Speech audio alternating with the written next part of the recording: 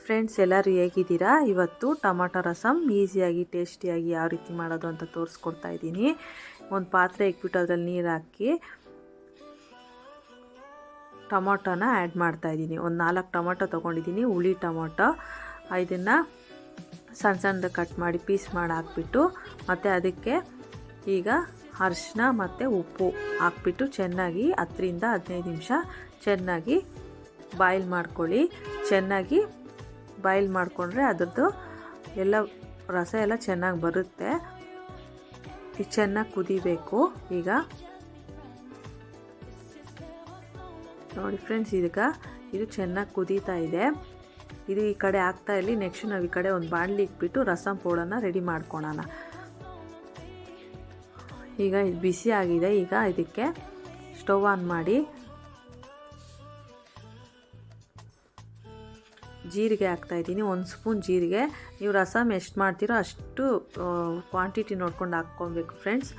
ಇದು ಬಂದು 1 ಸ್ಪೂನ್ ಜೀರಿಗೆ ಹಾಕಿದ್ರೆ 1/4 ಸ್ಪೂನ್ ಮೆಣಸು ಹಾಕಬೇಕು. ಮತ್ತು ಒಂದು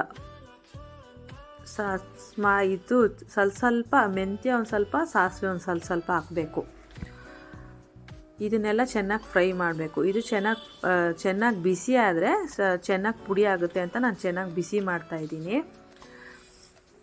ಒಂದು ಚಿಕ್ಕ ಸ್ಪೂನಲ್ಲಿ ಮೆಂತ್ಯ ಮತ್ತು ಸಾಸಿವೆ ಹಾಕ್ಕೊಳ್ಳಿ. ಜಾಸ್ತಿ ಹಾಕಿದ್ರೆ ಚೆನ್ನಾಗಿರಲ್ಲ, ಕಹಿ ಬರುತ್ತೆ. ಅದಕ್ಕೆ ಟೇಸ್ಟ್ ಚೆನ್ನಾಗಿರುತ್ತೆ ಫ್ರೆಂಡ್ಸ್. ಈ ಥರ ಮಾಡಿದ್ರೆ ಚೆನ್ನಾಗಿ ಫ್ರೈ ಮಾಡಿಕೊಂಡು ಇದನ್ನು ಪುಡಿ ಮಾಡಿ ಇಟ್ಕೊಳ್ಳೋಣ. ಚೆನ್ನಾಗಿ ಫ್ರೈ ಮಾಡಿ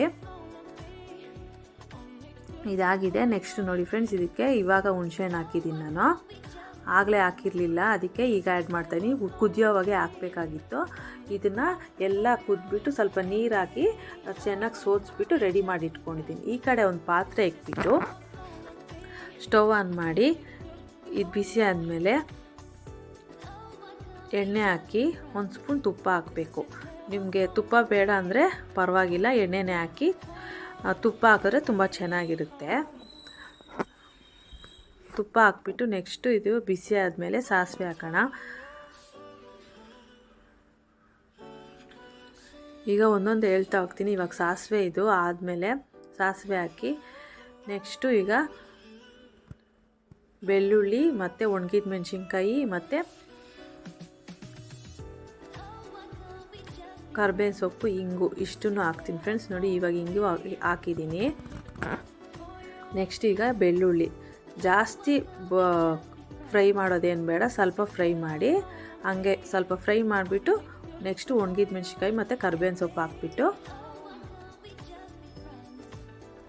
ಹಾಕಿ ಚೆನ್ನಾಗಿ ಫ್ರೈ ಮಾಡಬೇಕು. ನೋಡಿ ಫ್ರೆಂಡ್ಸ್, ಒಂದೊಂದೇ ಹಾಕ್ತಾಯಿದ್ದೀನಿ. ಇವಾಗ ಒಣಗಿದ ಮೆಣಸಿನ್ಕಾಯಿ ಹಾಕೋಣ. ಖಾರಕ್ಕೆ ನೋಡ್ಕೊಂಡು ಹಾಕ್ಕೊಳ್ಳಿ ಫ್ರೆಂಡ್ಸ್. ಇದು ರಸಮ್ ಯಾವಾಗ್ಲೂ ಖಾರ ಜಾಸ್ತಿ ಇರಬಾರ್ದು. ಸ್ವಲ್ಪ ಹುಳಿ ಮುಂದೆ ಇರಬೇಕು, ಖಾರ ಕಮ್ಮಿ ಇರಬೇಕು, ಮತ್ತು ಉಪ್ಪು ಕರೆಕ್ಟಾಗಿರಬೇಕು ಫ್ರೆಂಡ್ಸ್. ಅವಾಗೇ ತುಂಬ ಚೆನ್ನಾಗಿರೋದು. ಮತ್ತು ಇದು ಸೀಕ್ರೆಟ್ ಇಂಗ್ರೀಡಿಯೆಂಟ್ ಇನ್ನೊಂದಿದೆ, ಅದನ್ನು ಹೇಳ್ತೀನಿ ಲಾಸ್ಟಲ್ಲಿ ಏನು ಹಾಕಬೇಕು ಅಂತ.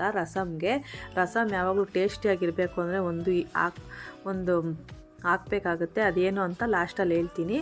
ಇದು ನೋಡಿ ಫ್ರೆಂಡ್ಸ್, ಈಗ ಎಲ್ಲ ಸೋದಿಸ್ಕೊಂಡು ಇಟ್ಕೊಂಡಿದ್ನಲ್ಲ ಟೊಮಾಟೋದು ಮತ್ತು ಹುಣಸೆಹಣ್ಣೆಲ್ಲ, ಅದನ್ನೆಲ್ಲ ಚೆನ್ನಾಗಿ ನೀರು ಹಾಕಿ ಇಸ್ಬಿಟ್ಟು ಎಲ್ಲ ಇದಕ್ಕೆ ಸೋದಿಸ್ಬಿಟ್ಟು ಇದಕ್ಕೆ ಕುಯ್ಕೊಂಡಿದ್ದೀನಿ. ಇದು ಚೆನ್ನಾಗಿ ಕುದಿಬೇಕು. ನೆಕ್ಸ್ಟ್ ಇದಕ್ಕೆ ಹೇಳ್ತೀನಿ ನೋಡಿ ಫ್ರೆಂಡ್ಸ್, ಸೀಕ್ರೆಟ್ ಇಂಗ್ರೀಡಿಯೆಂಟ್ ಏನು ಅಂತ. ಇದು ಉಪ್ಪು ಹಾಕ್ಕೊಳ್ಳಿ. ಆವಾಗೆ ಸ್ವಲ್ಪ ಹಾಕಿದೆ, ಇವಾಗ ಸ್ವಲ್ಪ ಆ್ಯಡ್ ಮಾಡ್ತಾಯಿದ್ದೀನಿ.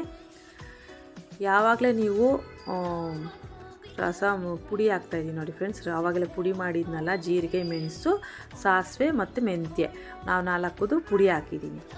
ಚೆನ್ನಾಗಿ ಇದು ಮಿಕ್ಸ್ ಮಾಡಿ ನೆಕ್ಸ್ಟ್ ನೋಡಿ ಫ್ರೆಂಡ್ಸ್, ಚೆನ್ನಾಗಿ ಮಿಕ್ಸ್ ಮಾಡಿದ್ಮೇಲೆ ಇವಾಗ ನೋಡಿ ಇದು ಯಾವಾಗಲೇ ನಾವು ಹುಣಸೆಹಣ್ಣಿಂದು ಏನಾದರೂ ಮಾಡಿದಾಗ, ಸಾರಾದರೂ ಆಗಲಿ ಬಿಸಿಬೇಳೆಭಾತ್ ಪೌಡ್ರಾದರೂ ನಾವು ಮಾಡಿದಾಗ ಇದಕ್ಕೆ ನಾವು ಬೆಲ್ಲ ಹಾಕ್ತೀವಿ. ಈ ರಸಮ್ ಮಾಡಿದಾಗೂ ನೀವು ಬೆಲ್ಲ ಹಾಕಿದ್ರೆ ಅದ್ರ ಟೇಸ್ಟ್ ಸೂಪರಾಗಿರುತ್ತೆ. ಇವಾಗ ಕೊತ್ತಂಬರಿ ಆ್ಯಡ್ ಮಾಡ್ತಾಯಿದ್ದೀನಿ ನೋಡಿ ಫ್ರೆಂಡ್ಸ್. ಈಗ ಇದಕ್ಕೆ ನೋಡಿ ಬೆಲ್ಲ ಹಾಕ್ತಾಯಿದ್ದೀನಿ ಸ್ವಲ್ಪ. ನೀವು ಯಾವಾಗಲೇ ಹುಣಸೆಹಣ್ಣು ಏನೇ ರೆಸಿಪಿ ಮಾಡಿದ್ರು ನೀವು ಸ್ವಲ್ಪ ಹುಣಸೆಹಣ್ಣು ಆ್ಯಡ್ ಮಾಡಿದ್ರೆ ಅದ್ರದ್ದು ಟೇಸ್ಟು ಇನ್ನೂ ಸೂಪರಾಗಿರುತ್ತೆ. ನೀವು ಈ ಸಲ ಈ ಥರ ಮಾಡಿ ನೋಡಿ, ತುಂಬ ಚೆನ್ನಾಗಿರುತ್ತೆ. ಒಂದ್ಸಲ ಟ್ರೈ ಮಾಡಿ. ಇದು ಚೆನ್ನಾಗಿ ಕುದಿಬೇಕು. ಒಂದು ಕುದಿ ಬಂದಿದ ತಕ್ಷಣ ಇದು ರೆಡಿ ಆಗುತ್ತೆ. ಬಿಸಿ ಅನ್ನದ ಜೊತೆ ತುಂಬ ಚೆನ್ನಾಗಿರುತ್ತೆ ಫ್ರೆಂಡ್ಸ್. ಒಂದ್ಸಲಿ ಟ್ರೈ ಮಾಡಿ. Thank you for watching. Please subscribe ಮಾಡ್ಕೊಳ್ಳಿ, ಶೇರ್ ಮಾಡಿ. ಲೈಕ್ ಮಾಡಿ, ಕಮೆಂಟ್ಸ್ ಮೂಲಕ ತಿಳಿಸಿ ಫ್ರೆಂಡ್ಸ್ ಹೇಗಿತ್ತು ಅಂತ. Thank you.